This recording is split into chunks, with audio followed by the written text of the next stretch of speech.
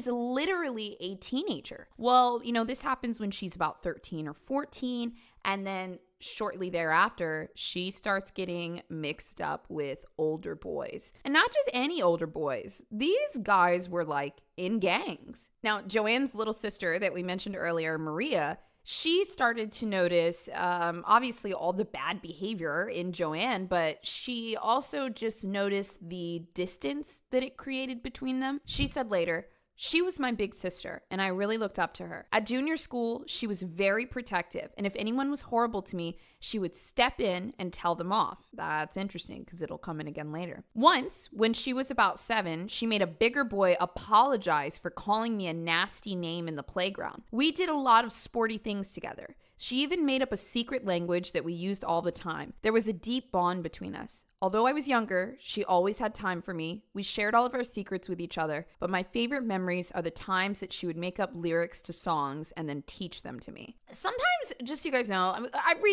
read through a lot of cases. You guys walk through a lot of cases with me. Sometimes we see times where the parent says, "Oh, she was such a sweet girl. I never saw any signs," because a lot of times it could be the parent that was avoiding neglect, abuse, or something, and they didn't want to take accountability. And they're like, whoa, she was a sweet girl. I have dug into this one pretty deep. I watched 2 documentaries on it that had a lot of exclusive interviews. And I mean, time and time again, everybody says that Joanne was really just genuinely a sweet girl. She felt very deeply.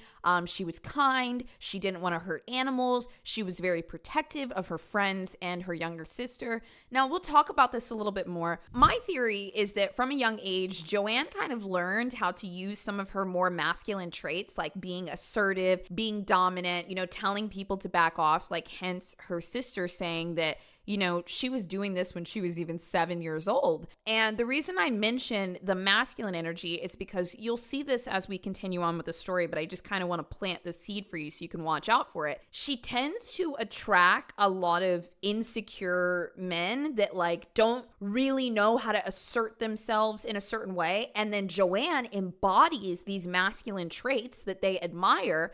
And then these guys tend to look up to her and follow her. And, anybody that develops some type of trait at a very young age, it gets refined for long periods of time. And it gets really powerful. So if this child learned how to masculinely assert herself to get power and control from the age of 6 or 7, by the time she's a teenager, she has been refining this skill for 10 years. And it can get quite scary. Building a website takes time, but you know what? Once it's done, it's done. Granted, besides a few tweaks and, SEO updates. But guess what? You can do all of that with Squarespace. It's super easy. I always say, whether you're starting a business or maybe it's a business you already own, a portfolio you want to share, courses you want to sell, whatever it is, you need a website. And look, not just to sell the product or inform people of it yourself. I think sometimes having a website and your own domain even gives you a little sense of pride over your business. And if you use something like Squarespace, you could have that thing set up and honestly, you could have it set up in an hour, 2 hours, even up a little more time, 3, 4, whatever. And look, once it's up, it's up. Now, I will say you should jump in and update it now and then. Y'all ever been to a website and it says at the bottom, copyright 2021. I'm like, man, you ain't updated this in a minute. But, I digress. Regardless, Squarespace makes it super easy. Whether you're using email campaigns, SEO tools so that you can climb to the top of the Google search results, or whether you just want to use their hundreds of easy to use and customizable designs, Squarespace has it all. And look, of course, we've got a code for you. If you want to save 10% off of your first website or domain purchase, all you got to do is go to squarespace.com/sinister. That's squarespace.com/sinister. Now, Maria and other family members, other people that knew Joanne spoke very, very well of her as a child. And you can even tell by that quote that Maria misses the softness of her sister. Well, when Maria was 11, that was the first time that Joanne just ran away from home. She was actually dating this guy that was much older than her, and he was nearly 19, okay? About 5 years Joanne's senior. She was 14, 15 at the time. And You know, a lot of times when we go through these cases, the dude that's like dating the younger girl, total creep, like total weirdo. Well, I urge you guys to check out this documentary. Maybe we can throw a clip or two in here if it doesn't get demonetized. But her boyfriend at the time, it was this guy named John Trainer. When you watch this documentary, you can tell he's exactly that type of guy that I described earlier. And he even says it. He says, well, you know, I really liked Joanne, and she was really confident, and she was really assertive, and like I liked that. Like, he felt safe with her. So here's this 19-year-old guy. How the f- did you even end up talking to a 14-year-old and knowing that you felt quote unquote safe? However, this 19-year-old guy was so, like, you know, small and didn't know where he wanted to be in the world. And he meets this 14-year-old girl that is just brute force, raw power. And he just wanted to follow her into the dark. Now, once again, I always have to say this a million times, we are not excusing the age gap. We are understanding the dynamic. And this is really important because you will see this pattern with Min and Joanne over and over and over again. Now, like us, Joanne's parents and honestly John's parents, they knew that this age gap was really inappropriate. Like, when John at 19 or 20 brought home this little girl, his mom said, how old is that girl? And he told her how old she was. And his mom said, oh, hell no, you need to get up out of my house. And I mean, it actually all even started with Joanne's parents. They tried to keep her and John apart. Like, he was an older boy. They thought that it was fucking weird. And they tried over and over and over again to keep them separate. But Joanne does what Joanne wants, and she would just run away from home. She and John would hang out at these drug houses. They would hang out with other gang members.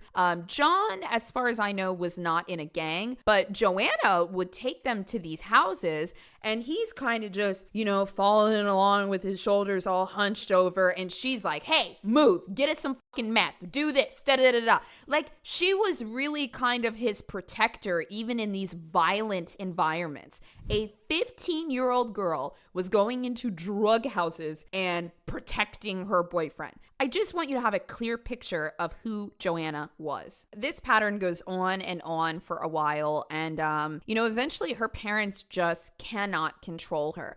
Every time she would run away and they would bring her back, she would of course run away again, but this time she would steal money from her parents, or she would do more drugs, or just get herself into more trouble. And eventually at 16, Joanne ran away for good, and she was with John. So at this point, John is about 20, 21. Joanne is 16, and she has dropped everybody for this guy. Like, she stopped talking to her family, stopped talking to her friends, and she just gets absolutely boy crazy over him. Like I said, she, had this dynamic with him where she was kind of his protector. These two have not known each other for very long, but by the age of 17, Joanne births their first child. The stress of motherhood and kind of the lackluster ways of the relationship started to worry Joanne, and she began accusing John of cheating on her. Now, John says this never ever did or never would have happened, and take it with a grain of salt, but also at the same time, she is very scary, and they had only been together for a year.